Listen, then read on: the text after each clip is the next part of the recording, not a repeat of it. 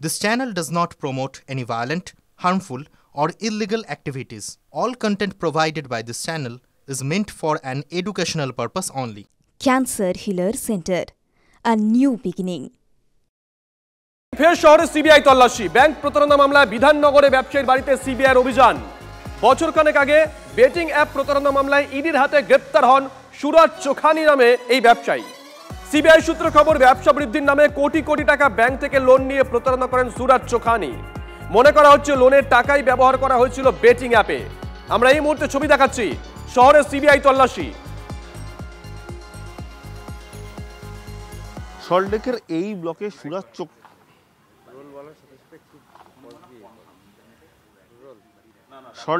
এই ব্লকে সুরাজ চোখানির এই যে বাড়িতে এখানে সিবিআই এর যারা আধিকারিকরা তারা এসছেন।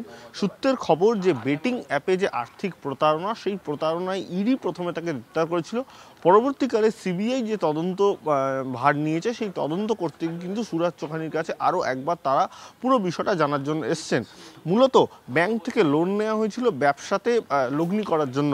পরবর্তীকালে জানা যায় যে সেই লোন মূলত বেটিং অ্যাপে যে টাকা পাওয়া গেছিলো, সেই টাকা সেখানে বেটিং অ্যাপে খাটানো হয়েছিল এবং পরবর্তীকালে সেটা যখন তদন্ত শুরু হয়, ইডি সেই তদন্ত নেয় এবং বর্তমানে সিবিআই তদন্ত যেহেতু ভার নিয়েছে এবং ইতিমধ্যে সিবিআইয়ের আধিকারিকরা তার ভেতরে গিয়ে জিজ্ঞাসাবাদ করছেন।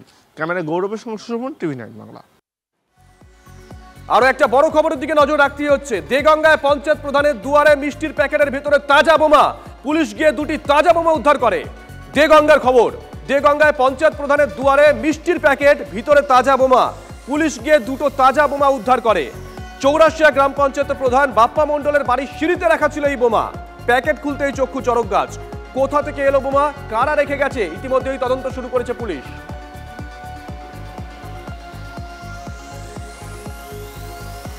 মিষ্টির বাক্স প্যাকিং করা থাকে না, এরকম। কোথায় ছিল প্যাকেটটা? প্যাকেটটা সিঁড়ির ওপরে ছিল, ওখান থেকেই বাথরুমের এই দেয়ালের মাথায় রাখা হলো।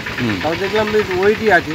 এবারে সাইডে কর্নারটা একটু এ করে দেখি যে ওর মধ্যে ওই বাঁধা বোমের যেমন আকৃতি, ওই দেখে আমরা দেখলাম যে না, জিনিসটা ঠিক নয় হাত দেওয়া। আর হাত দিলাম না, হয়তো কেউ শত্রুতা করে বা হয়তো মনের মধ্যে কোনো রাগ আছে, একটা হুমকি দেওয়ার মতন বা কিছু এরকম কিছু একটা ভয়ভূত দেখানো, এটাই এছাড়া কিছু না। বুঝতে পারছি না। আর আমার সেইভাবে কোনো শত্রু নেই। আপনি দেখবেন পঞ্চায়েত প্রধান, সেই হিসেবে কি আপনার করার প্রতি কোনো সন্দেহ আছে? কোনো সন্দেহ নেই।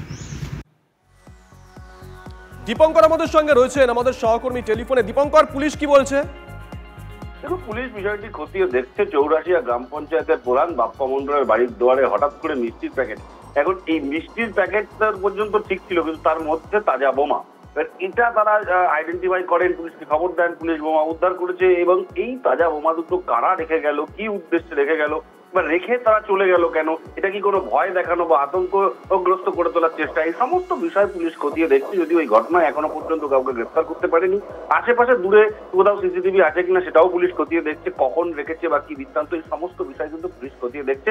তবে যে বাড়ির সামনে রাখা হয়েছে, তারা এখনো পর্যন্ত কোনো শত্রুতা আছে কিনা কারোর সাথে, কেউ তাকে করতে পারে এরকম কোনো আইডিয়া তারা এখনো পর্যন্ত পুলিশকে দিতে পারেনি। পুলিশ গোটা ঘটনা মাথায় রেখে, এবং তুমি জানো দেগঙ্গা এর আগে একাধিকবার বিভিন্ন ক্ষেত্রে বোমা উদ্ধার হয়েছে। বিভিন্ন জায়গায় বাড়ির নির্মীয়মান বাড়ির সিঁড়ির তলা থেকে বোমা উদ্ধার হয়েছে, তাতে দেখা গেছে ব্লাস্ট হয়ে কাস্তি মারা গেছে, এই ধরনের ঘটনা ঘটেছে। স্বাভাবিকভাবেই এটা দেগঙ্গা থানার পুলিশের কাছেও একটা আতঙ্কের বিষয়, কারণ এটা খুব যত দ্রুত এর সমাধান করতে পারবে তত তাড়াতাড়ি এই বিষয়টা নিষ্পত্তি হবে। কিন্তু সেই জায়গা থেকে তদন্ত শুরু করেছে, কিন্তু এখনো পর্যন্ত কোনো গ্রেফতার নেই। শুভজিৎ।